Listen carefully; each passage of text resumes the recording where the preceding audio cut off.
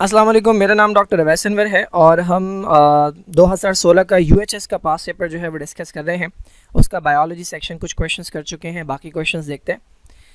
तो सवाल है कि an antibody molecule two heavy and two light chains they are bonded by. Antibody का स्ट्रक्चर अगर आपने देखा हो तो ये वाई शेप स्ट्रक्चर होता है और इसके अंदर ये दो हैवी चेन्स होती हैं बड़ी वाली और फिर ये दो लाइट चेन्स होती हैं। तो इन्होंने पूछा है कि ये जो हैवी और लाइट चेन्स होती हैं ये आपस में जुड़ी हुई जो होती हैं वो किस बॉन्ड की मदद से होती हैं। तो ये आपकी बुक का स्ट्रक्चर है, हैवी और लाइट चेन्स का एंटीबॉडी का पूरा स्ट्रक्चर। तो क्लियरली इसमें नज़र आ रहा है ये हैवी चेन है, ठीक है, और ये लाइट चेन है और इनके दरमियान ये बॉन्ड है। अगर तो यहाँ एक सल्फर होता तो ये मोनोसल्फाइड बॉन्ड होता है या खाली सल्फाइड बॉन्ड, लेकिन यहाँ पे दो सल्फर लगे हुए हैं, so this is known as disulphide bond. तो करेक्ट आंसर जो है वो है ए, डाईसल्फाइड बॉन्ड से हैवी और लाइट चेन जो है वो जुड़ी हुई होती हैं। अच्छा, एक और एंटीबॉडी से related question, variable amino acid. अच्छा, आपको ये तो पता है कि एंटीबॉडीज़ जो है ये वो मॉलिक्यूल है जो बैक्टीरिया जो हमारे बी सेल्स जो है इम्यून सिस्टम के वो बनाते हैं। और बी सेल खुद नहीं बनाता बल्कि बी सेल जब एक्टिवेट होता है तो ये डिवाइड होता है दो तरह के सेल्स के अंदर, एक प्लाज्मा और एक मेमोरी। इसमें जो प्लाज्मा सेल्स हैं ये बनाते हैं एंटीबॉडीज़ और ये एंटीबॉडी की बात हो रही थी। अच्छा, अब इस एंटीबॉडी के अंदर एक हिस्सा ऐसा होता है जिसका अमाइनो एसिड सीक्वेंस जो है वो वेरिएबल होता है। यही वो हिस्सा है कि जो जाकर बाइंड करता है एंटीजन के साथ। जैसे कि आपको पता है कि अगर ये बैक्टीरिया है तो बैक्टीरिया के पूरे सेल के अंदर एक छोटा सा पार्ट होगा कि जिसको इम्यून सिस्टम आइडेंटिफाई करेगा। So this is the part जिसे इम्यून सिस्टम आइडेंटिफाई करता है। So this is known as antigen. अब इसके ख़िलाफ़ ये बन गई है एंटीबॉडी, ठीक है। ये सिंपल सा स्ट्रक्चर मैं बना रहा हूँ। तो इसका वो कौन सा पार्ट है जो जाकर इस एंटीजन के साथ बाइंड करेगा? तो इसकी अगला पार्ट जो होता है यहाँ पे ये हिस्सा होता है जो जाकर बाइंड करता है इस एंटीबॉडी के साथ, एंटीजन के साथ, क्योंकि यहाँ का जो सीक्वेंस होता है वो वेरिएबल होता है और यही जो है वो बॉन्डिंग करता है। इस वेरिएबल सीक्वेंस के बारे में पूछा गया है कि जो वेरिएबल अमाइनो एसिड सीक्वेंस होता है एंटीबॉडी में वो किस में मिलता है। तो अभी हम पीछे स्ट्रक्चर पढ़कर आए हैं एंटीबॉडी का। हमें पता है कि दो लाइट चेन्स होती हैं और दो हैवी चेन्स होती हैं। तो क्या सिर्फ लाइट चेन के अंदर होता है वेरिएबल सीक्वेंस? क्या सिर्फ हैवी चेन के अंदर होता है? क्या एक हैवी और एक लाइट के अंदर होता है या दोनों के अंदर होता है? तो वापस अगर हम डायग्राम की तरफ चलें तो ये जो हमारे पास बड़ी वाली चेन है ये हैवी चेन है, ठीक है, लिखा हुआ भी है इसके ऊपर। और ये जो छोटी वाली चेन्स हैं these are known as light chains. अच्छा, अब इसके अंदर अगर आप गौर करें तो हैवी चेन का ये जो नीचे वाला पार्ट है ये अलग कलर से बनाया है, लाइट चेन का जो नीचे वाला पार्ट है ये अलग कलर से बनाया है, लेकिन हैवी और लाइट दोनों का जो अगला पार्ट है बिल्कुल ऊपर वाला ये एक कलर से बना हुआ है। और इसके ऊपर लिखा हुआ है एंटीजन बाइंडिंग साइट, यानी ये वो एरिया है कि जो जाकर बॉन्ड बनाता है किसी भी एंटीजन के साथ। और यही वो एरिया है कि जिसका अमाइनो एसिड सीक्वेंस जो है वो वेरिएबल होता है ताकि डिफरेंट तरह के एंटीजन्स के साथ ये बॉन्डिंग कर सके। क्योंकि इन्वायरमेंट के अंदर जितने भी एंटीजन्स हैं उनके साथ बाइंड करने की हमारे पास एबिलिटी होती है, तो वो इस रीजन के अंदर होती है क्योंकि इसका अमाइनो एसिड सीक्वेंस जो है वो बहुत ज़्यादा वेरी करता है, चेंज होता रहता है, डिफरेंट होता है। तो ये हैवी चेन के अंदर भी मौजूद है और ये लाइट चेन के अंदर भी मौजूद है। तो इसका करेक्ट आंसर है डी, हैवी और लाइट दोनों चेन का जो अगला हिस्सा होता है वो variable amino acid sequence contain करता है, जिसकी मदद से वो एंटीजन के साथ बॉन्ड बनाता है। Okay, each dash consist of a light gathering antenna complex and reaction centre. तो वो कौन सा स्ट्रक्चर है कि जिसके अंदर ये दो चीज़ें होती हैं, लाइट गैदरिंग। इससे सवाल से तो पता लग गया होगा आपको कि ये प्लांट से रिलेटेड क्वेश्चन है और ये फोटोसिंथेसिस से रिलेटेड क्वेश्चन है। बेसिकली आपने 11 चैप्टर के अंदर रिएक्टेंट्स इन प्रोडक्ट का टॉपिक पढ़ा होगा कि जिसके अंदर ये बताया जाता है कि क्या क्या चीज़ें हैं जो फोटोसिंथेसिस के लिए रिक्वायर्ड होती हैं और फिर उन चीज़ों का इस्तेमाल करके क्या बनाया जाता है और क्यों बनाया जाता है। तो एक चीज़ जो फोटोसिंथेसिस के लिए लाजमी चाहिए होती है वो होता है क्लोरोफिल। लेकिन क्लोरोफिल अकेला नहीं होता बल्कि क्लोरोफिल दूसरे पिगमेंट के साथ मिलकर एक यूनिट बनाता है, उस यूनिट को नाम देते हैं फोटोसिस्टम का। उसकी बात हो रही है यहाँ पे। ये डायग्राम है, इसके अंदर आपको नज़र आ रहे हैं ये जो मॉलिक्यूल्स हैं these are called antenna pigment molecules. इनका मैं फंक्शन बताता हूँ अभी। और उसके बाद ये एक एरिया जो आपको नज़र आ रहा है थोड़ा सा डार्क बना हुआ है, this is known as reaction centre. जो कहानी स्टार्ट होती है वो इस रिएक्शन सेंटर से स्टार्ट होती है। कहानी क्या है? बेसिकली होता यह है कि जब प्लांट के ऊपर सनलाइट पड़ती है तो उसमें से जो फोटोन है यानी जो एनर्जी है वो ये मॉलिक्यूल्स लेते हैं लेकिन अपने पास नहीं रखते। कौन से मॉलिक्यूल्स? जिन्हें हम कह रहे हैं एंटेना पिगमेंट। ये क्लोरोफिल के ही मॉलिक्यूल्स होते हैं लेकिन ये इस क्लोरोफिल से डिफरेंट होते हैं। ये जो रिएक्शन सेंटर वाला क्लोरोफिल है ये बाकी क्लोरोफिल से और बाकी पिगमेंट से डिफरेंट होता है। अच्छा, इनके पास जो फोटोन आता है, जो एनर्जी आती है, वो ये अपने पास नहीं रखते, बल्कि वो ये ट्रांसफ़र करते हैं। इससे इसके पास जाएगी, इससे इसके पास जाएगी, सिमिलरली इससे इसके पास, इससे इसके पास, फिर इसके पास, और फाइनली ये जो डार्क ग्रीन कलर का क्लोरोफिल मॉलिक्यूल है, सारी की सारी एनर्जी इसके पास आ रही होती है। अच्छा, इसके पास जब इतनी एनर्जी आती है तो इसके इलेक्ट्रॉन्स औकात से बाहर हो जाते हैं और इसको लीव कर जाते हैं। यहाँ से जो इलेक्ट्रॉन निकलता है वो एक पूरी चेन के अंदर चलता है और उस चेन के अंदर घूमने के नतीजे में उससे एटीपी बनाया जाता है। ये मैं चैप्टर नंबर 11 में डिटेल में एक्सप्लेन करूंगा। तो ये जो पूरा सिस्टम है कि जिसके अंदर रिएक्शन सेंटर है, जिसके अंदर एंटेना पिगमेंट मॉलिक्यूल्स हैं, ये पूरा कहलाता है फोटो सिस्टम। ठीक है, तो यहाँ पर यही पूछा गया था कि लाइट गैदरिंग एंटेना कॉम्प्लेक्स और रिएक्शन सेंटर को मिलाकर जो एक सिस्टम बनता है वो क्या कहलाता है? ये फोटो सिस्टम है। अच्छा, इस फोटो सिस्टम की दो टाइप्स हैं, एक को हम कहते हैं PS1 फोटो सिस्टम 1 और एक को हम कहते हैं PS2 फोटो सिस्टम 2। इससे रिलेटेड एक और क्वेश्चन जो है वो आगे मौजूद है। तो photo system 1 it has a chlorophyll A molecule which absorb maximum light of. अच्छा, अब ये जो क्लोरोफिल ये जो फोटो सिस्टम के दो टाइप्स हैं, ये डिफरेंट लाइट की वेवलेंथ के ऊपर बेस्ट वर्क करते हैं। तो फोटो सिस्टम 1 की जो लाइट की वेवलेंथ होती है वो अलग है और फोटो सिस्टम 2 की जो लाइट की वेवलेंथ है वो अलग होती है। तो ये पूछा गया है कि फोटो सिस्टम 1 की बता दें। तो ये एक और डायग्राम है बुक की। ये हमारे पास फोटो सिस्टम 2 है, ठीक है, और ये फोटो सिस्टम 1 है। दोनों के अंदर होता वही है, लाइट गैदरिंग एंटेना कॉम्प्लेक्स और एक जगह पे रिएक्शन सेंटर। देखिए, रिएक्शन सेंटर के ऊपर एक नंबर लिखा हुआ है, यहाँ पे लिखा हुआ है P680। ये वो वेवलेंथ है कि जिसके ऊपर ये रिएक्शन स्टार्ट करेगा, और P700 ये इसका ये वो वेवलेंथ है लाइट की जिसके ऊपर ये रिएक्शन स्टार्ट करेगा। तो फोटो सिस्टम 1 जो है ये 700 नैनोमीटर की वेवलेंथ के ऊपर वर्क करता है। यहाँ पर फोटो सिस्टम 1 के बारे में पूछा है तो द आंसर इज 700 नैनोमीटर। अगर 2 के बारे में पूछते तो आंसर होता है 680 नैनोमीटर। ओके, साइक्लिक फ्लो और C4 फोटोसिंथेसिस प्रोड्यूसेस। अब ये साइक्लिक फ्लो क्या है? मैंने आपको बताया था पीछे कि जितनी भी एनर्जी इन मॉलिक्यूल्स के ऊपर पड़ती है ये अपने पास नहीं रखते बल्कि ट्रांसफ़र करते रहते हैं, अनलेस कि वो एनर्जी कहाँ पहुँच जाए? रिएक्शन सेंटर में। रिएक्शन सेंटर के क्लोरोफिल को जब इतनी ज़्यादा एनर्जी मिलती है तो उसके इलेक्ट्रॉन औकात से बाहर हो जाते हैं और फिर ये इलेक्ट्रॉन एक से दूसरे, दूसरे से तीसरे मॉलिक्यूल में होते चले जाते हैं और इसके नतीजे में एनर्जी प्रोड्यूस होती है। उस एनर्जी को स्टोर किया जाता है in the form of ATP और इससे एक और तरह का मॉलिक्यूल भी बनता है। फाइनली ये इलेक्ट्रॉन किसी एक मॉलिक्यूल के पास जाते हैं जिसका नाम है NADP, और इसको जब इलेक्ट्रॉन मिलते हैं तो साथ में हाइड्रोजन भी अटैच हो जाता है, तो ये मॉलिक्यूल कन्वर्ट हो जाता है NADPH के अंदर, जिसे इलेक्ट्रॉन कैरियर कहते हैं। अच्छा, अब ये जो इलेक्ट्रॉन्स एक जगह से दूसरी जगह जा रहे हैं, इसमें दो तरह के प्रोसेसेस होते हैं। एक वो होता है कि जिसमें इलेक्ट्रॉन्स लौट के वापस आ जाते हैं और एक वो होता है कि जिसके अंदर इलेक्ट्रॉन्स लौट के वापस नहीं आते। तो जिसमें लौट के वापस आ जाए वो कहलाता है साइक्लिक और जिसमें लौट के वापस ना आए वो कहलाता है नॉन साइक्लिक। जब क्लोरोफिल के ऊपर या क्लोरोप्लास्ट के ऊपर सनलाइट पड़ती है तो रिएक्शन स्टार्ट होता है दोनों जगह पे, फोटो सिस्टम 2 में भी और फोटो सिस्टम 1 में भी। तो लाइट यहाँ पर भी आ रही है और लाइट यहाँ पर भी आ रही है। जब ये लाइट पहुँचेगी रिएक्शन सेंटर में, यहाँ पर और यहाँ पे, तो यहाँ से इलेक्ट्रॉन्स निकलेंगे। ये आपको नजर आ रहा है, 2 इलेक्ट्रॉन यहाँ से निकले और 2 इलेक्ट्रॉन यहाँ से निकले। अब इलेक्ट्रॉन्स की कमी हो गई। देखिए, यहाँ पर जो इलेक्ट्रॉन की कमी हुई है ना वो पूरी हो जाती है फौरन। कहाँ से? वाटर का मॉलिक्यूल टूटता है, इसमें से जो इलेक्ट्रॉन्स निकलते हैं वो यहाँ पर मिल जाते हैं, तो ये स्टेबल हो गया। यहाँ पे जो इलेक्ट्रॉन्स निकले हैं वो आएंगे यहाँ से। ये जो इलेक्ट्रॉन्स निकले थे यहाँ से, ये पहले इसके पास जाएंगे, फिर इसके पास जाएंगे, फिर इसके पास जाएंगे, फिर इसके पास, और फिर यहाँ जाएंगे। तो इसकी कमी भी पूरी हो गई और इसकी कमी भी पूरी हो गई। लेकिन यहाँ से जो इलेक्ट्रॉन्स निकले थे वो इसके पास जाने के बाद आएंगे यहाँ पे और फिर यहाँ पे और इस मॉलिक्यूल के पास चले जाएंगे जिसका नाम है NADP। तो ये इलेक्ट्रॉन्स वापस नहीं आए। अच्छा, अब ये जो फ्लो है, ये जो यहाँ से इलेक्ट्रॉन्स निकले, चलते चले गए, चलते चले गए, फिर यहाँ से इलेक्ट्रॉन आए और यहाँ चले गए, this is called non cyclic, क्योंकि जो इलेक्ट्रॉन्स निकले थे वो वापस नहीं आए। इसमें एक और प्रोसेस भी होता है कि यहाँ से जो इलेक्ट्रॉन्स निकले थे वो यहाँ जाने के बजाय यहाँ आते हैं इसी मॉलिक्यूल के पास, FD के पास, फेरेडॉक्सिन के पास, और इसके बाद दोबारा इसके पास आ जाते हैं, साइटोक्रोम के पास। उधर नहीं जाते, इस पाथवे पे आ जाते हैं, और जब ये इधर आएंगे तो फिर ये वापस इसके पास आ जाएंगे। तो ये देखें, ये साइकिल चल रही है। This is known as cyclic photophosphorylation. ये फोटोफॉस्फोराइलेशन क्या होती है मैं इंशाल्लाह डिटेल में एक्सप्लेन करूंगा। तो ये साइक्लिक फॉस्फोराइलेशन है, और यहाँ से जो चला था निज़ाम, यहाँ से जो कहानी चली थी और यहाँ पे गई है, ये नॉन साइक्लिक फॉस्फोराइलेशन है।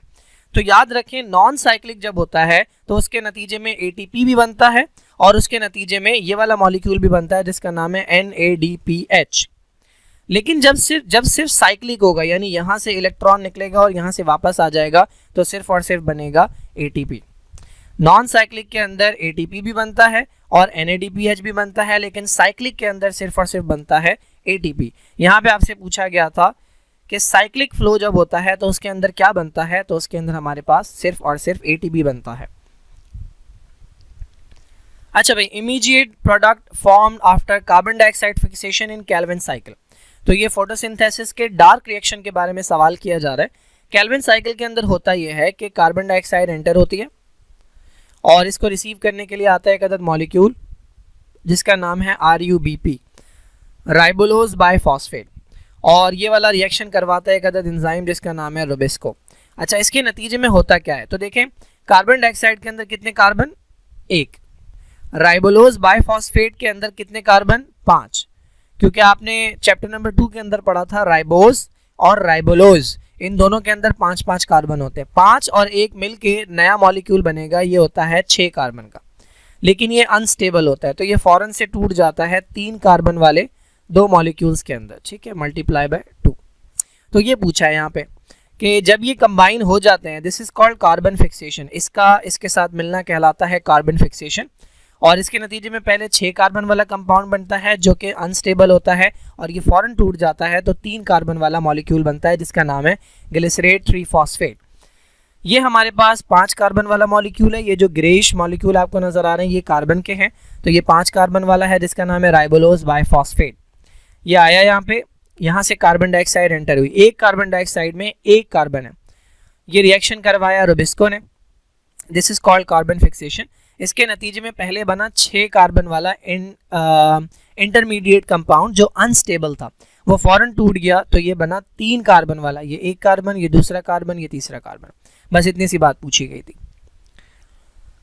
Okay, functional group chlorophyll A का फंक्शनल ग्रुप क्या होता है, तो फंक्शनल ग्रुप आपने सेकेंड ईयर केमिस्ट्री के अंदर पढ़ा होगा कि एक ऐसा एटम या एक ऐसा मॉलिक्यूल जो किसी ऑर्गेनिक मॉलिक्यूल की पहचान होता है वो कहलाता है फंक्शनल ग्रुप। अब क्लोरोफिल के अंदर क्लोरोफिल ए का फंक्शनल ग्रुप अलग होता है और क्लोरोफिल बी का फंक्शनल ग्रुप अलग होता है। ये आपकी बुक का पेज है, इसकी इन लाइंस के अंदर, लास्ट लाइंस के अंदर जो है वो बिल्कुल मेंशन है कि क्लोरोफिल ए जो है उसके अंदर मिथाइल ग्रुप यानी CH3 जो है वो इसका फंक्शनल ग्रुप होता है, और क्लोरोफिल बी के अंदर जो है वो CHO जिसे कार्बोनाइल ग्रुप कहा गया है ये इसका फंक्शनल ग्रुप होता है, जो बेसिकली एल्डिहाइड भी होता है। तो ये मॉलिक्यूल कौन सा है, तो आप देख के बता देंगे, यहाँ पर लगा हुआ है ये फंक्शनल ग्रुप। तो CH3 जो है ये मिथाइल है, मिथाइल होता है क्लोरोफिल ए के अंदर। यहाँ पर भी इन्होंने क्लोरोफिल ए के बारे में पूछा है तो आंसर जो है वो ए है, CH3। अगर ये क्लोरोफिल बी के बारे में पूछे तो क्लोरोफिल बी के अंदर CHO होता है, तो आपका आंसर हो जाता बी, ठीक है। ए के ऊपर ए दिया हुआ है, बी के ऊपर बी दिया हुआ है।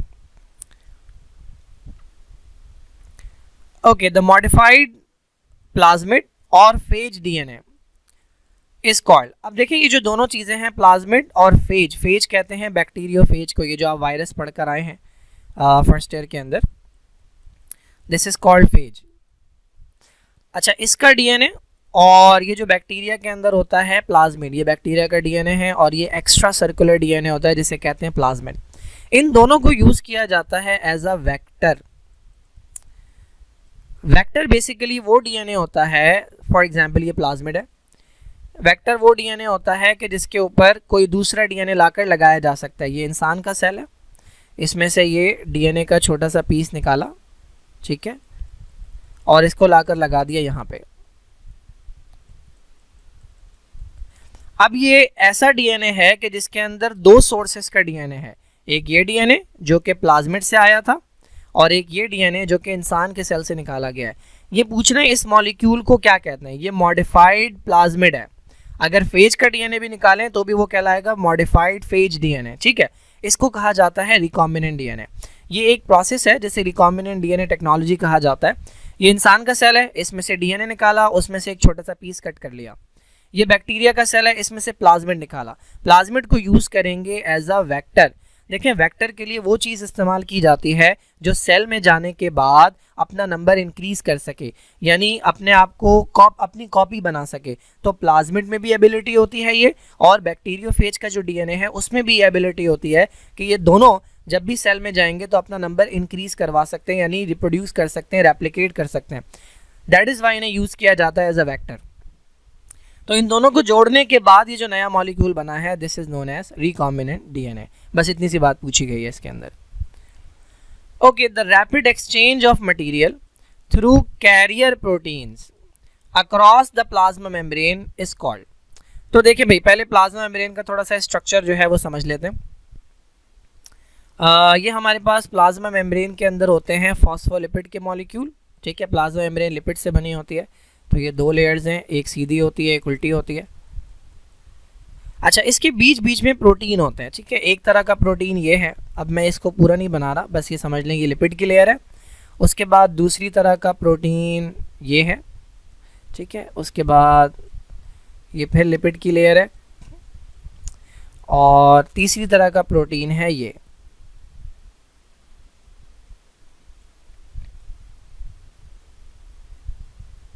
सही, और फिर ये लिपिड की लेयर है।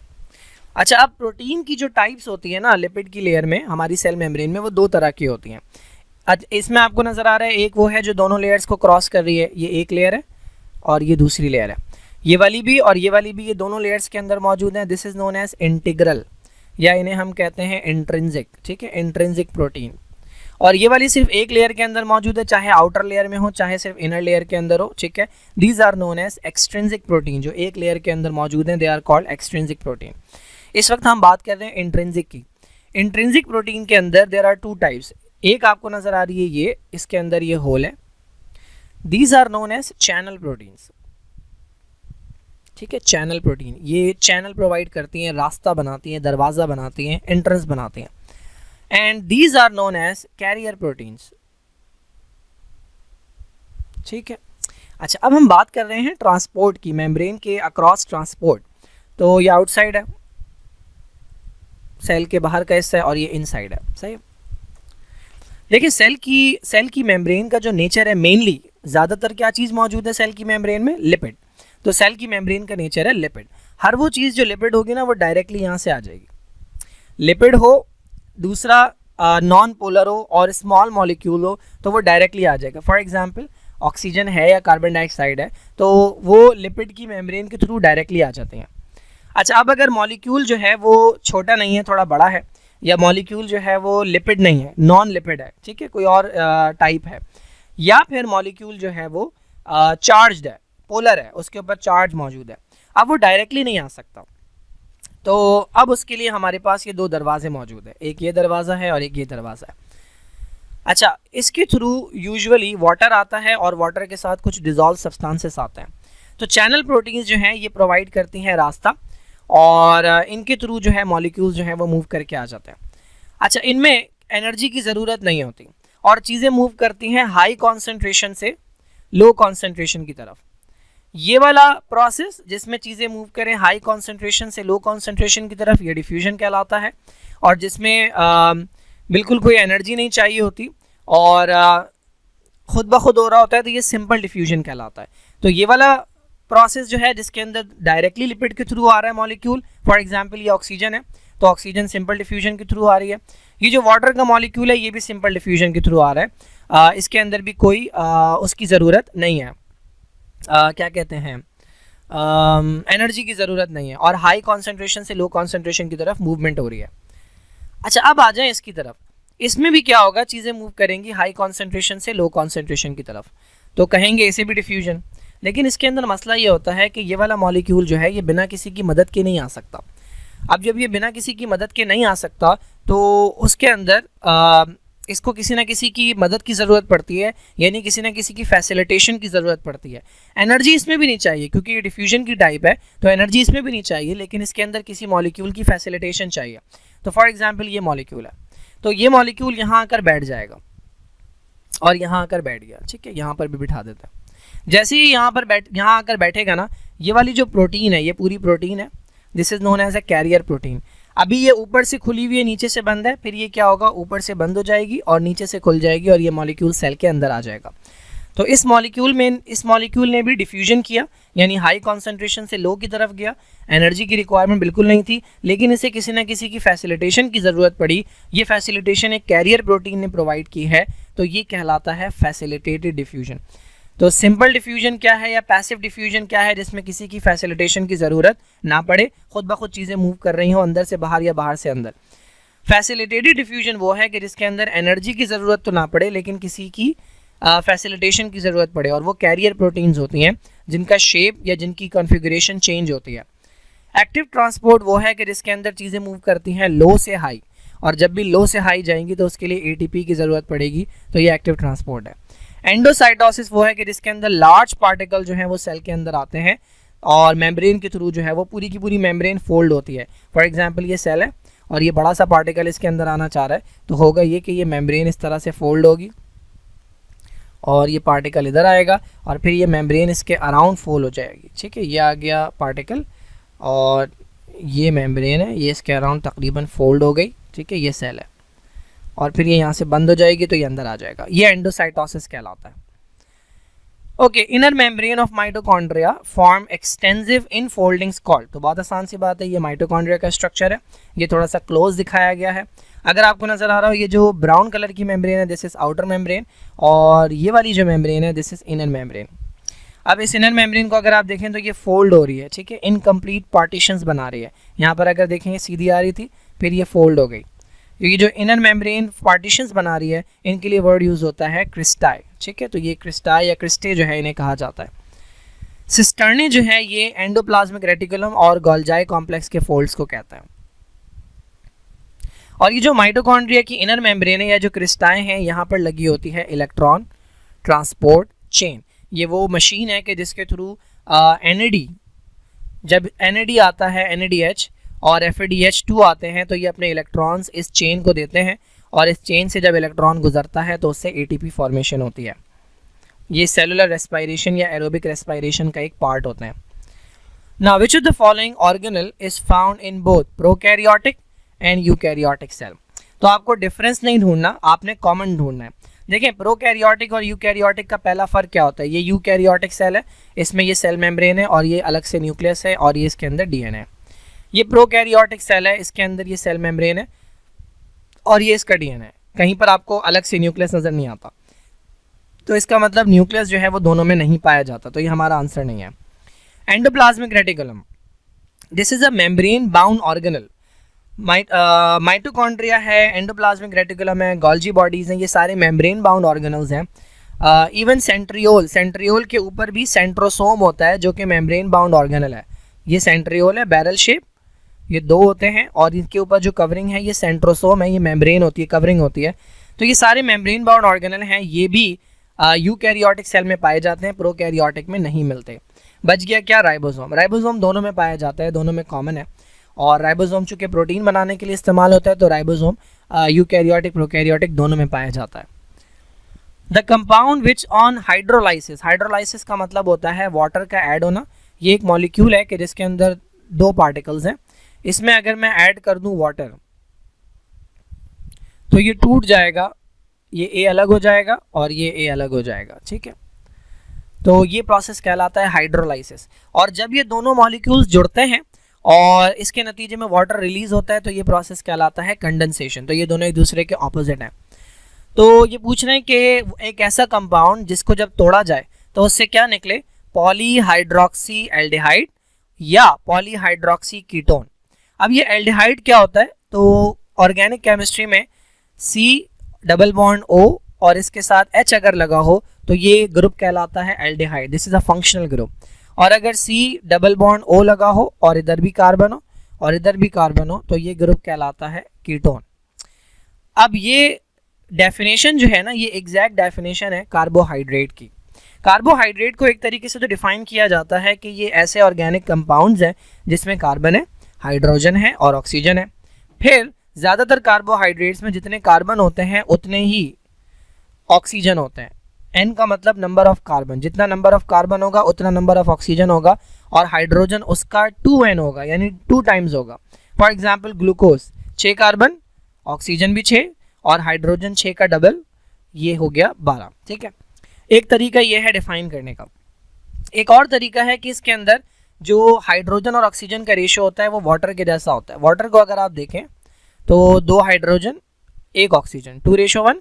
इसको अगर आप देखें ग्लूकोज को तो 6 × 1 6 और 6 × 2 12, तो 2:1 सेम रेशियो आ रहा है एज वाटर। तीसरा केमिस्ट्री के अंदर या बायोकेमिस्ट्री के अंदर जो एक्चुअल डेफिनेशन है कार्बोहाइड्रेट की वो ये है कि ये ऐसे कंपाउंड्स है कि जो पॉलीहाइड्रोक्सी हैं। पॉलीहाइड्रोक्सी का मतलब हाइड्रोक्सिल ग्रुप कहते हैं OH को, तो इसके अंदर बहुत सारे हाइड्रोक्सिल ग्रुप हैं पॉलीहाइड्रोक्सी, और साथ में एक या तो ये वाला ग्रुप लगा होगा एल्डिहाइड या ये वाला ग्रुप लगा होगा जिसे कीटोन कहते हैं। तो ये अगर आप देखें ये एल्डिहाइड फॉर्म है। ठीक है, ये जो ऊपर ग्रुप लगा हुआ है दिस इज एल्डिहाइड, और ये कार्बन के साथ डबल बॉन्ड ऑक्सीजन, और इसके इस तरफ भी कार्बन है, इसके इस तरफ भी कार्बन, ये कीटोन है। मैं अगर कार्बोहाइड्रेट की डायग्राम दिखाऊं, ये ग्लूकोज है, मैं भी समझाता हूँ D और L क्या होता है। इसके अंदर अगर आप देखें तो ये एक हाइड्रोक्सिल, ये दूसरा हाइड्रोक्सिल, ये तीसरा हाइड्रोक्सिल, ये चौथा हाइड्रोक्सिल, दैट इज वाई इन्हें कहते हैं पॉलीहाइड्रोक्सिल। और यहाँ पर अगर आप देखें ये ग्रुप कार्बन के साथ डबल बॉन्ड ऑक्सीजन लगा है और ये हाइड्रोजन है, ये एल्डिहाइड फॉर्म है। तो ग्लूकोज जो है वो एल्डिहाइड फॉर्म है और जो फ्रक्टोज होता है वो कीटोन फॉर्म के अंदर मौजूद होता है। नेक्स्ट क्वेश्चन देख लेते हैं, which of the following is the formula structure of D-अल्फा ग्लूकोज। ये सेकंड चैप्टर के अंदर आपको मिल जाएगा, उसमें सिर्फ डायग्राम लिखी है, थोड़ी सी डिस्क्रिप्शन में बता दूं आपको। तो देखें ग्लूकोज जो है उसका फॉर्मूला होता है C6H12O6। ठीक है, अच्छा अब इसकी ना 2 टाइप होती हैं, एक को कहते हैं D और एक को कहते हैं L। अगर हम ग्लूकोज को सीधा सीधा बनाएं कार्बन कार्बन कार्बन इस तरह से, ठीक है, और इसके अराउंड ग्रुप लगाएं OH और हाइड्रोक्सिल ग्रुप लगाएं या हाइड्रोजन ग्रुप लगाएं, तो हमें देखने को मिलता है कि ये वाला जो कार्बन है इसके ऊपर जो हाइड्रोक्सिल लगा हुआ है इसकी बेसिस के ऊपर इसकी 2 टाइप होती हैं। अगर आप इस वाले के अंदर देखें तो इसके अंदर OH लगा हुआ है राइट साइड पे, कार्बन के राइट साइड पे, और अगर आप इस वाले स्ट्रक्चर में देखें तो OH लगा हुआ है कार्बन के लेफ्ट साइड पे। तो D का मतलब होता है डेक्स्ट्रो, डेक्स्ट्रो का मतलब राइट साइड पे, तो ये D ग्लूकोज है जिसके अंदर OH लगा हुआ है राइट साइड पे, और ये जो है ये L ग्लूकोज है जिसके अंदर OH लगा हुआ है लेफ्ट साइड के ऊपर। ठीक है, अब D ग्लूकोज की फर्दर 2 टाइप्स होती हैं, एक को कहते हैं अल्फा और एक को कहते हैं बीटा। ये तो आपके पास है लीनियर स्ट्रक्चर, बिल्कुल सीधा। अब ये हो जाएगा फोल्ड, इस तरह से ये फोल्ड हो जाएगा, ठीक है, साइक्लाइज हो जाएगा, साइक्लिकल बन जाएगा। तो जब ये साइक्लिकल हो जाता है तो इसके लिए वर्ड यूज़ किया जाता है ग्लूकोपाइरेनोज। तो ये सीधा स्ट्रक्चर था, इसके अंदर आपको नज़र आ रहा है हम इस OH की बात कर रहे हैं, ये अभी राइट साइड पे है, इसका मतलब ये D ग्लूकोज है। अगर ये लेफ्ट साइड के ऊपर होता तो ये L ग्लूकोज है। तो हम D ग्लूकोज की 2 फॉर्म्स की बात कर रहे हैं, ये लीनियर स्ट्रक्चर है और ये फोल्ड हो गया, ये साइक्लिकल स्ट्रक्चर है। अब इसके अंदर अल्फा और बीटा क्या है, अब आप देखें ये ऑक्सीजन है, ऑक्सीजन के राइट साइड पे पहला कार्बन है। ठीक है, इस कार्बन के ऊपर जो OH लगा है अगर वो नीचे है, डाउनवर्ड है, तो ये अल्फा D ग्लूकोज कहलाता है, और अगर ये हाइड्रोक्सिल ग्रुप जो है ये ऊपर है, अपवर्ड है, तो ये बीटा D ग्लूकोज कहलाता है। तो अब आपने सिर्फ इतना देखना है, आपको अल्फा के बारे में पूछा गया है तो आपको देखना है हाइड्रोक्सिल ग्रुप जो है वो किस में डाउनवर्ड है। तो अगर आप इसमें देखें ये ऑक्सीजन है और ये पहला कार्बन है, this is the first carbon, हमें इसको देखना। तो आप सबसे पहले देखें इसे, इसके अंदर हाइड्रोक्सिल ग्रुप डाउनवर्ड है, यस ये हो सकता है। इसके अंदर हाइड्रोक्सिल ग्रुप डाउनवर्ड है, यस ये हो सकता है। इसके अंदर हाइड्रोक्सिल ग्रुप अपवर्ड है, तो ये कौन सा हुआ, ये बीटा हुआ, तो ये हमारा आंसर नहीं है। इसके अंदर हाइड्रोक्सिल ग्रुप अपवर्ड है, ये कौन सा हुआ, ये बीटा हुआ, ये भी हमारा आंसर नहीं है। अब हमारे पास ये 2 बच गए, इसमें से हमने देखना है कौन सा हमारा आंसर है। तो बड़ा कन्फ्यूजिंग है लेकिन बहुत आसान है।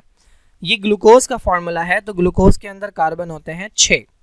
अब आपने काउंट करना है किसमें 6 कार्बन है। इसके अंदर अगर आप देखें ये जो पॉइंट है ना, पॉइंट, ये वाला पॉइंट जहाँ से मुड़ रहा है ये एक कार्बन है, तो ये तो ऑक्सीजन है, ये हो गया पहला कार्बन, ये हो गया दूसरा कार्बन, ये हो गया तीसरा कार्बन, ये हो गया चौथा कार्बन, ये हो गया 5वां कार्बन, और ये अलग से लगा हुआ है 6ठा कार्बन। यही करेक्ट आंसर है। ये क्यों नहीं है देख लेते हैं। ये ऑक्सीजन है, ये पॉइंट जो है ये पहला कार्बन है, इसके साथ ये लगा हुआ दूसरा कार्बन, ये लगा हुआ तीसरा कार्बन, ये पॉइंट चौथा कार्बन, ये पॉइंट पांचवा कार्बन, ये पॉइंट छठा कार्बन और एक्स्ट्रा लगा हुआ है सातवां कार्बन। तो ये 7 कार्बन वाला ये ग्लूकोज नहीं हो सकता, ऑल्दो इसके अंदर OH डाउनवर्ड है, but this is not glucose. 6 carbon वाला जो है वो ग्लूकोज होता है। Okay, secondary structure of protein is found इन। तो प्रोटीन के 4 स्ट्रक्चर हैं। प्रोटीन अमाइनो एसिड से बनती है, ये एक अमाइनो एसिड, ये दूसरा अमाइनो एसिड, ये तीसरा अमाइनो एसिड। इसको मैं इस तरह बना रहा हूँ, बहुत सारे अमाइनो एसिड हैं इसमें। अगर तो ये सीधी चेन है तो ये प्राइमरी स्ट्रक्चर है, अगर इसके अंदर ट्विस्टिंग आ गई है, कर्ल्स आ गए हैं तो ये सेकेंडरी स्ट्रक्चर है, अगर ये फोल्ड हो गई है 3 डायमेंशनल तो ये टर्शरी स्ट्रक्चर है, और अगर एक से ज़्यादा चेन है, ये एक चेन, ये दूसरी चेन, ये तीसरी चेन या 4 चेन्स है तो ये क्वाटर्नरी स्ट्रक्चर होता है। अब इसकी एग्जाम्पल क्या है, तो लीनियर स्ट्रक्चर होता है इन हार्मोन्स का, इंसुलिन और ग्लूकागॉन सीधी लाइन में अमाइनो एसिड जो है वो लगे हुए होते हैं दोनों के अंदर, तो ये दोनों प्राइमरी स्ट्रक्चर के अंदर आते हैं। इसके बाद है ट्रिप्सिन। ट्रिप्सिन एक एंजाइम है। एंजाइम के लिए यूजुअली लाजिम होता है कि उसका स्ट्रक्चर 3 डायमेंशनल हो। 3 डायमेंशनल होता है टर्शरी स्ट्रक्चर। तो एंजाइम की जब भी बात आएगी तो आपने जाना है टर्शरी स्ट्रक्चर के ऊपर। क्यों? क्योंकि एंजाइम ये एंजाइम है, तो एंजाइम को बाइंड करना होता है सबस्ट्रेट के साथ, तो इस बाइंडिंग के लिए टर्शरी स्ट्रक्चर जो है वो बहुत ज़्यादा फेवरेबल होता है। तो टर्शरी स्ट्रक्चर एंजाइम का होता है। ट्रिप्सिन एक एंजाइम है, पैनक्रियाटिक जूस के अंदर होता है, तो ये हमारा आंसर नहीं है। बच गया क्या? कैरेटिन। तो कैरेटिन जो है ये फाइबर्स होते हैं प्रोटीन के, ये स्किन के अंदर भी पाए जाते हैं और इनसे आपके नेल्स भी बनते हैं और इनसे आपके हेयर भी बनते हैं, ये बालों के अंदर भी पाए जाते हैं। तो ये जो शैम्पू वगैरह के ऊपर भी कैरेटिन लिखा होता है। तो ये जो कैरेटिन है बालों का जो स्ट्रक्चर होता है, वैसे तो आपको सीधे बाल नजर आएंगे, लेकिन आप मॉलिक्यूलर लेवल पे जाके जब स्ट्रक्चर देखेंगे तो वो इस तरह का हेलिकल स्ट्रक्चर होगा, यानी अमाइनो एसिड जो है वो इस तरह से अटैच हुए होंगे कि उनमें ट्विस्टिंग या कर्लिंग आपको नजर आएगी। तो कैरेटिन जो है ये सेकेंडरी स्ट्रक्चर के अंदर आता है। Now waxes they are form by combination of fatty acid with. Waxes आपको लिपिड के टॉपिक में मिल जाएगा। वैक्स बनाने के लिए वैक्स जो है ये कहाँ काम आती है? प्लांट्स जो हैं वो अपने लीव्स और जो स्टेम है उसको कवर करते हैं एक लिपिड की लेयर से जिसे वैक्स कहते हैं, और उसका एक्चुअल नाम जो होता है वो क्यूटिकल है। क्यूटिकल जो है वो क्यों प्लांट्स अपने पार्ट्स को कवर करते हैं क्यूटिकल से? क्योंकि क्यूटिकल लिपिड है, लिपिड और पानी की बनती नहीं है, तो प्लांट्स पानी बचाने के लिए, ट्रांसपायरेशन को कम करने के लिए, पानी बचाने के लिए अपनी बॉडी को कवर करते हैं क्यूटिकल से। एनिमल्स के ऊपर भी क्यूटिकल की लेयर पाई जाती है। आर्थ्रोपोड जो है उनके ऊपर क्यूटिकल की लेयर पाई जाती है। इनके अंदर भी ये वाटर का लॉस मिनिमाइज करने के काम आती है। क्यों? क्योंकि आर्थ्रोपोड इंसेक्ट जो है ये ज़मीन पे रहने वाले हैं, ज़मीन पे पानी लिमिटेड होता है, तो उस पानी को बचाने के लिए आर्थ्रोपोड अपनी बॉडी को कवर करते हैं क्यूटिकल से। ये क्यूटिकल की लेयर बर्ड्स के फैदर्स पे भी पाई जाती है, ये फ्रूट्स के ऊपर भी होती है, जिसकी वजह से वो शाइनी नज़र आते हैं। तो ये जो वैक्स है ये बनती कैसे है? तो फैटी एसिड कहते हैं लंबी चेन होती है कार्बोक्सिलिक एसिड की, this is called carboxylic group. इसके पीछे लगा दो कार्बन, 12 से 20 कार्बन, तो ये लंबी चेन बन गई फैटी एसिड। ये कंबाइन होती है अल्कोहल के साथ। अल्कोहल वो है जिसके अंदर OH ग्रुप लगा होता है, ठीक है। तो ये दोनों जब मिलते हैं और इनके दरमियान एक बॉन्ड बनता है जिसे ईस्टर बॉन्ड कहते हैं, ये सेकेंड ईयर ऑर्गेनिक केमिस्ट्री में पढ़ा होगा। तो ये कहलाता है वैक्स, और इसका इस्तेमाल जो है ये क्यूटिकल या कवरिंग के तौर पर होता है। अच्छा भाई, फॉस्फोडाइस्टर बॉन्ड जो है वो क्या है? तो ये बड़ा अच्छा क्वेश्चन दिया है इन्होंने। स्टूडेंट यूजुअली कॉन्सेंट्रेट नहीं करते इस चीज़ के ऊपर, और इस वजह से इसे सॉल्व करना बड़ा मुश्किल है। तो DNA जो है हमारे पास, उसका स्ट्रक्चर वाटसन एंड क्रिक ने एक्सप्लेन किया है कि ये सीढ़ी की तरह है, ठीक है। अब इस सीढ़ी के 2 हिस्से हैं। सीढ़ी के हमेशा 2 हिस्से होते हैं। अच्छा, ये अनइक्वल बना रहा हूँ मैं, कोई मसला नहीं है। सीढ़ी के हमेशा 2 हिस्से होते हैं। एक ये हिस्सा है, ये जो साइड्स हैं जिसको आप हाथ रख के या पकड़ते हैं, और एक वो हिस्सा होता है जिसके ऊपर आप पैर रखते हैं, ठीक है। तो इनको मैं साइड्स कह देता हूँ, जिनके ऊपर हम हाथ रखते हैं, जिनको हम पकड़ के ऊपर जाते हैं, और जिनके ऊपर हम पैर रखते हैं उसको मैं स्टेप्स कह देता हूँ, स्टेप्स। तो ये जो साइड्स है ना, ये 2 चीज़ों से बनते हैं, शुगर और फॉस्फेट। शुगर का मतलब 5 कार्बन वाला कार्बोहाइड्रेट। आपको पता है न्यूक्लियोटाइड में 3 पार्ट्स होते हैं, एक 5 कार्बन वाला कार्बोहाइड्रेट, एक फॉस्फेट और तीसरा नाइट्रोजनस बेस। तो शुगर और फॉस्फेट मिलके ये वाला साइड वाला हिस्सा बनाते हैं जिसको कहते हैं शुगर फॉस्फेट बैकबोन, और ये जो बीच वाला पार्ट है ये बनता है नाइट्रोजनस बेस से, ठीक है। अच्छा, ये जो नाइट्रोजनस बेस है ये आपस में जुड़े हुए होते हैं हाइड्रोजन बॉन्ड से, और एक न्यूक्लियोटाइड, देखिए एक न्यूक्लियोटाइड दूसरे न्यूक्लियोटाइड से आमने सामने जो जुड़ा है वो कौन से बॉन्ड से जुड़ा है? हाइड्रोजन बॉन्ड से। और एक न्यूक्लियोटाइड दूसरे न्यूक्लियोटाइड से ऊपर नीचे जो जुड़ा है ये जुड़ा होता है फॉस्फोडाइईस्टर बॉन्ड से। ये अगर आपको मैं दिखाऊं तो देखें, दिस इज वन न्यूक्लियोटाइड, ये एक न्यूक्लियोटाइड है और ये दूसरा न्यूक्लियोटाइड है। ये आमने सामने जुड़े हुए हैं। ये जो डॉटेड बॉन्ड आपको नजर आ रहा है, this is a hydrogen bond. और ये वाला न्यूक्लियोटाइड अपने ऊपर वाले और ये वाला न्यूक्लियोटाइड अपने ऊपर वाले न्यूक्लियोटाइड से जो जुड़ा हुआ है, तो ये जो बॉन्ड आपको नजर आ रहा है, देखिए ये न्यूक्लियोटाइड इस न्यूक्लियोटाइड से जुड़ा हुआ है, ये बॉन्ड बताया गया फॉस्फोडाइईस्टर बॉन्ड। इसके बारे में पूछा है कि भाई इसकी कॉन्फ़िगरेशन क्या होती है। तो इसमें तो आपको लग रहा है कि ये कार्बन है, फिर फॉस्फेट है, फिर कार्बन है, लेकिन ये ऐसा नहीं है। इसको थोड़ा सा और करीब से अगर हम देखें तो ये ऐसा नज़र आएगा। ये एक न्यूक्लियोटाइड है, ये 5 कार्बन वाला कार्बोहाइड्रेट है, ये 5 कार्बन वाला कार्बोहाइड्रेट है। इसके कार्बन नंबर 1 पे लगा हुआ है नाइट्रोजनस बेस, इसके कार्बन नंबर 5 पे लगा हुआ है फॉस्फेट। अगेन ये 5 कार्बन वाला कार्बोहाइड्रेट है, इसके कार्बन नंबर 1 पे लगा हुआ है नाइट्रोजनस बेस और कार्बन नंबर 5 पे लगा है फॉस्फेट। अभी हम आमने सामने की बात नहीं कर रहे, अभी हम ऊपर नीचे की बात कर रहे हैं। तो देखें ये और ये आपस में जुड़ेंगे, इनके दरमियान जो बॉन्ड बनेगा हम उसकी बात कर रहे हैं। यहाँ देखें, अच्छा अब देखें ये जो फॉस्फेट था, इसका ये वाला ऑक्सीजन तो ऑलरेडी जुड़ा हुआ था कार्बन के साथ। इसका ऊपर वाला जो ऑक्सीजन था, यहाँ से हाइड्रोजन हट गया और ये ऑक्सीजन फ्री हो गया। ये बॉन्ड बनाएगा ऊपर वाले कार्बन के साथ। यहाँ से हाइड्रोजन निकला है, यहाँ से ऑक्सीजन निकला है, वाटर बन गया और ये वाला कार्बन इस वाले ऑक्सीजन के साथ बॉन्ड बना रहा है। तो ये फॉस्फेट मौजूद है, इसका नीचे वाला ऑक्सीजन ये मौजूद है, ये कार्बन यहीं पर मौजूद है। तो अरेंजमेंट देखें, कार्बन ये वाला, उसके बाद क्या है ऑक्सीजन ये वाला, उसके बाद क्या है फॉस्फेट यानी पी ये वाला फॉस्फोरस, उसके बाद क्या है, उसके बाद आया है ये वाला ऑक्सीजन और उसके बाद ये अटैच हो गया जाके ऊपर वाले कार्बन से, इस वाले कार्बन से, ऑक्सीजन से नहीं इस वाले कार्बन से।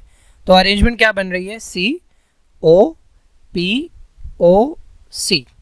इसके अंदर क्या है आंसर, P पहले नहीं है, C पहले है, यस, फिर O है, फिर P है, लेकिन आगे भी है, COPOC बिल्कुल सही है, this is the correct answer. Okay, an enzyme required magnesium to catalyse the substrate. तो मैग्नीशियम को क्या कहेंगे भाई, तो एक एंजाइम है कि जिसे अपना रिएक्शन करने के लिए मैग्नीशियम की ज़रूरत पड़ती है, यानी चालू होने के लिए मैग्नीशियम की ज़रूरत पड़ती है। तो ऐसे आयंस जो हैं जो एंजाइम को चालू करते हैं ये कहलाते हैं एक्टिवेटर। देखिए ये बिल्कुल उसी तरीके से है कि आपके पास एक गाड़ी है और उसके टायर्स में हवा मौजूद है, उसकी बैटरी बिल्कुल पप्पू है और उसके अंदर पेट्रोल मौजूद है। आप गाड़ी में जाकर बैठ गए लेकिन वो गाड़ी मूव नहीं कर रही, क्या रीज़न है? रीज़न ये है कि आपने चाबी इग्निशन में घुमाई नहीं है। तो बेसिकली आपके पास सब कुछ होने के बावजूद आपको चाबी घुमानी पड़ेगी, तब जाके गाड़ी एक्टिवेट होगी। बिल्कुल इसी तरीके से एक एंजाइम जो है वो पूरा सलामत मौजूद है, लेकिन और उसके सामने सबस्ट्रेट भी मौजूद है, लेकिन वो रिएक्शन नहीं कर रहा। क्यों? क्योंकि उसको चालू करने के लिए एक अदद आयन चाहिए, यहाँ पर वो आयन जो है वो मैग्नीशियम है। तो ऐसी चीज़ें कहलाती हैं एक्टिवेटर, ठीक है। सिमिलरली अगर कोई चीज़ एंजाइम की एक्टिविटी को रोक रही है तो वो कहलाएगा इनहिबिटर। अब ये प्रोस्थेटिक ग्रुप क्या होता है और कोएंजाइम क्या होता है, तो आपने पढ़ा होगा हमारे पास एक तरह के एंजाइम होते हैं जिसमें सिर्फ और सिर्फ प्रोटीन होता है, खाली प्रोटीन होता है, ये कहलाते हैं प्रोटियोजाइम। इनको अगर आप तोड़ेंगे तो आपको सिर्फ और सिर्फ अमाइनो एसिड मिलेंगे। एक एंजाइम वो होते हैं जिनके अंदर प्रोटीन प्लस कोई नॉन प्रोटीन पार्ट होता है, यानी प्रोटीन के अलावा भी कुछ होता है, ये कहलाते हैं कॉन्जुगेटेड एंजाइम या इन्हें हम कहते हैं होलो एंजाइम। अब इसके अंदर जो प्रोटीन पार्ट है वो कहलाता है एपो एंजाइम, ठीक है, और जो नॉन प्रोटीन पार्ट है ये कहलाता है cofactor. This is called cofactor. अब कोफैक्टर मुख्तलिफ तरीकों का हो सकता है, ये इनऑर्गेनिक हो सकता है, ठीक है, यहाँ पर ये जो था ये इनऑर्गेनिक था, ठीक है, इसे कोफैक्टर भी कह सकते हैं और इसे एक्टिवेटर स्पेसिफिकली क्योंकि एक्टिवेट कर रहा है तो ये एक्टिवेटर कहलाता है। तो ये इनऑर्गेनिक हो सकता है, जैसे कि कोई आयन हो गया, यहाँ पे मैग्नीशियम है, फॉस्फेट हो सकता है, जिंक हो सकता है, और ये ऑर्गेनिक भी हो सकता है। अब थोड़ा सा सुनने वाली बात है, अगर तो ये है ऑर्गेनिक और अटैच है लूजली, यानी ये जो प्रोटीन पार्ट है इसके साथ ये जो नॉन प्रोटीन पार्ट है ये लूजली अटैच है और ऑर्गेनिक है, तो ये कहलाएगा कोएंजाइम। तो कोएंजाइम होने के लिए दो शर्तें हैं, ये जो कोफैक्टर है यानी नॉन प्रोटीन पार्ट, इसको ऑर्गेनिक होना चाहिए, यानी इसमें कार्बन, हाइड्रोजन और उनके दरमियान कोवेलेंट बॉन्ड होगा, और ये प्रोटीन वाले पार्ट के साथ लूजली अटैच होगा। अच्छा, दूसरी कंडीशन क्या है, ऑर्गेनिक हो या इनऑर्गेनिक हो, अगर कहा जाए कि ये टाइटली अटैच हो गया है, हिल ही नहीं रहा, निकल ही नहीं रहा, तो ये कहलाता है प्रोस्थेटिक ग्रुप। ठीक है, तो ये थोड़ी सी डिवीजन है। ये भी एंजाइम से रिलेटेड है भाई, ये एंजाइम है, ये जो आपको ये स्ट्रक्चर नज़र आ रहा है, और अच्छा नहीं, ये पूरा एंजाइम है, ये एंजाइम है, ये पूरा एंजाइम है। ठीक है, इसको मैं मिटा के दोबारा बना देता हूँ ताकि कन्फ्यूजन ना हो। आ भी जाए यार पेन। हाँ, तो ये जो है पूरा, दिस इज द एंजाइम, और ये जो नज़र आ रहा है this structure, this is known as the substrate. अच्छा, अब और इसके पीछे ये एक अदद मॉलिक्यूल लगा हुआ है, दिस इज इनहिबिटर। यहाँ पे इन्होंने ये तो बता दिया कि ये इसका इनहिबिटर है। अब इन्होंने पूछा है कि भाई ये कौन सा इनहिबिटर है। तो देखिए भाई, एंजाइम जो है उसे उसकी एक्टिविटी को रोकने वाले को कहते हैं इनहिबिटर, और ये जो इनहिबिटर्स हैं इनकी दो टाइप्स होती हैं। तो मैं सिंपल डायग्राम से समझाता हूँ, ये बड़ी कॉम्प्लेक्स डायग्राम बनी हुई है। तो ये हमारे पास एक अदद एंजाइम है और ये इसका सबस्ट्रेट है। ठीक है, एंजाइम की ये साइट कहलाती है एक्टिव साइट, और ये सबस्ट्रेट आकर यहाँ बैठेगा तो रिएक्शन होगा। अच्छा, अब एक मॉलिक्यूल है जो सबस्ट्रेट के जैसा नज़र आ रहा है। ठीक है, ये एक मॉलिक्यूल है, ये सबस्ट्रेट के जैसा नज़र आ रहा है, ये भी स्क्वायर है, ये भी स्क्वायर है, थोड़ा बहुत टेढ़ा मेढ़ा स्क्वायर है, बट सही है, समझ नहीं, बिल्कुल एक जैसा है। लेकिन ये जब आकर बैठता है ना एक्टिव साइट के ऊपर, तो रिएक्शन नहीं होता, एंजाइम अपना काम नहीं कर पाता, तो इसको मैं कहूँगा इनहिबिटर। और चूंकि ये सबस्ट्रेट के जैसा है और ये मुकाबला कर रहा है किसके लिए, ये वाली कुर्सी के लिए, ये कुर्सी है एक्टिव साइट, ये भी आकर बैठता है एक्टिव साइट पे, ये भी आकर बैठता है एक्टिव साइट पे, तो इन दोनों में कंपटीशन है, तो ये कहलाएगा कंपेटिटिव इनहिबिटर। ठीक है, ये सामने से आकर लड़ाई करता है। इसके बरक्स एक तरह के इनहिबिटर वो होते हैं जो सामने से आकर लड़ाई नहीं करते। ये एक और एंजाइम है। ठीक है, ये इसकी एक्टिव साइट है, ये इसका सबस्ट्रेट मौजूद है, और इसके अंदर एक और साइट मौजूद है किसी और जगह पे, एक्टिव साइट के अलावा एक और एरिया मौजूद है, और यहां पर आकर ये वाला मॉलिक्यूल बैठ गया है। जैसे ही यहां आकर बैठा, इसकी जो एक्टिव साइट थी, एंजाइम की जो एक्टिव साइट थी, उसका शेप हो गया चेंज। ठीक है, इसका शेप जो है वो चेंज हो गया। अब सबस्ट्रेट मौजूद है लेकिन उसके बावजूद रिएक्शन नहीं हो पा रहा और एंजाइम अपना काम नहीं कर पा रहा, तो एंजाइम की एक्टिविटी रुक गई। लेकिन अब की बार सबस्ट्रेट ने, अब की बार इनहिबिटर ने मुकाबला नहीं किया, एक्टिव साइट के लिए मुकाबला नहीं किया, बल्कि पीछे से आके उंगली की है। तो ये जो पीछे से आके उंगली करने वाले होते हैं, ये कहलाते हैं नॉन कंपेटिटिव इनहिबिटर, या इनके लिए एक और वर्ड यूज होता है एलोस्टेरिक। एलोस्टेरिक, एलोस्टेरिक का मतलब है अदर। तो ये एक्टिव साइट के अलावा कोई साइट है जहां पर ये आकर बैठता है। तो ये देखें, आपको नजर आ रहा है, ये पीछे से उंगली कर रहा है आके, जिसकी वजह से एंजाइम जो है वो उसकी एक्टिव साइट का शेप चेंज हो जाएगा और वो रिएक्शन परफॉर्म नहीं करेगा। ये वाली साइट जो है ये इसकी एलोस्टेरिक साइट है, और ये पीछे से उंगली करने वाला एंजाइम कहलाता है नॉन कंपैरेटिव इनहिबिटर, या एक और वर्ड अगर होता है एलोस्टेरिक तो वो भी सही होता। ओके, नेक्स्ट क्वेश्चन देख लेते हैं, ये भी एंजाइम से है। According to dash model, active site of the enzyme is modified as the substrate interact with the enzyme. अच्छा भाई, बहुत आसान है। पहली बात तो ये तो हटा दें, फ्लूइड मोज़ेक मॉडल, ये तो मेम्ब्रेन से रिलेटेड है, सेल मेम्ब्रेन से रिलेटेड। एंजाइम से रिलेटेड ये दो जो हैं, ये दो हमारे पास मॉडल्स हैं। ये हमारे पास एंजाइम है और ये इसका जनाब सबस्ट्रेट है। ठीक है, ये जो ये जो लॉक इन की थ्योरी है, ये कहती है भाई कि हर एंजाइम की एक एक्टिव साइट होती है। ठीक है, और उसका एक सबस्ट्रेट होता है। अच्छा, इसकी जो एक्टिव साइट का शेप होगा ना, अगर तो वो सबस्ट्रेट के शेप के साथ कॉम्प्लीमेंट्री होगा, यानी एक दूसरे को कंप्लीट करने वाले। जाहिर है ये पीस आप यहाँ लगाएंगे तो ये कंप्लीट हो जाएगा, तो कॉम्प्लीमेंट्री होगा, या इसका शेप एक दूसरे के साथ मैच करेगा, यानी जितना इसमें ग्रूव है उतना ही इसका साइज होना चाहिए, तो रिएक्शन होगा, अदरवाइज रिएक्शन नहीं होगा। ये कहलाती है लॉक एंड की थ्योरी। ठीक है, ये फिशर ने दी थी। अच्छा, ये जो है हमारे पास कहता है बिल्कुल कि जिस तरह एक लॉक होता है, उसके अंदर एक ख़ास तरह की चाबी जो है वो जाती है और उसे अनलॉक करती है, बिल्कुल उसी तरीके से हर एंजाइम जो है उसके लिए एक ख़ास तरह का मॉलिक्यूल होता है जो उसका सबस्ट्रेट होता है, जिसका शेप एंजाइम की एक्टिव साइट के शेप से मैच करता है। अगर उसका शेप एंजाइम के एक्टिव साइट के शेप से मैच नहीं करेगा तो रिएक्शन नहीं होगा। This is called lock and की, कहती है हर चीज फिक्स है, सबस्ट्रेट का शेप भी और एंजाइम के एक्टिव साइट का शेप भी फिक्स है। इंड्यूस फिट मॉडल क्या कहता है? इंड्यूस फिट मॉडल कहता है कि भाई ये एंजाइम है और ये इसकी एक्टिव साइट का शेप आपको नजर आ रहा है और ये इसका सबस्ट्रेट है। अभी आपको नजर आ रहा है कि सबस्ट्रेट के शेप में और एक्टिव साइट के शेप में माइनर सा डिफरेंस है। तो जब ये सबस्ट्रेट आकर इस एंजाइम के ऊपर बैठेगा तो एंजाइम को ये सबस्ट्रेट जो है वो रिक्वेस्ट करेगा कि भाई थोड़ा सा जो है वो थोड़ा सा हिल जाओ, थोड़ा सा इधर उधर मॉडिफाई हो जाओ ताकि मैं जो है वो अच्छे से बैठ सकूं।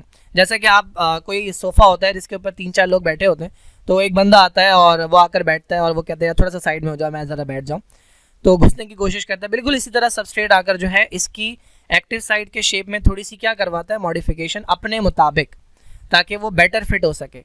तो ये पहले इसका शेप था थोड़ा सा चेंज, अब ये सबस्ट्रेट के मुकाबले आ गया है ताकि सबस्ट्रेट अच्छे से बॉन्ड बना सके, बाइंडिंग कर सके। तो चेंज आ सकता है, ठीक है, ऐसा नहीं है कि हर चीज़ रिजिड है, हर चीज़ फिक्स है, चेंज आ सकता है थोड़ा बहुत। सबस्ट्रेट जब आता है तो वो एंजाइम की एक्टिव साइट को मॉडिफाई करवा सकता है। ये मॉडल जो है ये इंड्यूस फिट मॉडल कहलाता है कि सबस्ट्रेट आकर एंजाइम की एक्टिव साइट में चेंज को इंड्यूस करवाता है, उसके चेंज शेप में चेंज लेकर आ सकता है, मॉडिफाई करवा सकता है ताकि बेटर उसके साथ फिट हो सके। तो ये इंड्यूस फिट मॉडल है, ये कॉशलैंड ने दी थी। तो कॉशलैंड का इंड्यूस फिट मॉडल है जो कहता है कि भाई तब्दीली आ सकती है। और लॉक एंड की थ्योरी जो है ये फिशर की है, ये कहते हैं कि भाई नहीं, हमारे यहाँ ऐसा ही होता है, अगर सबस्ट्रेट का शेप मैच करेगा एंजाइम के एक्टिव साइट से तो रिएक्शन होगा, वरना नहीं होगा।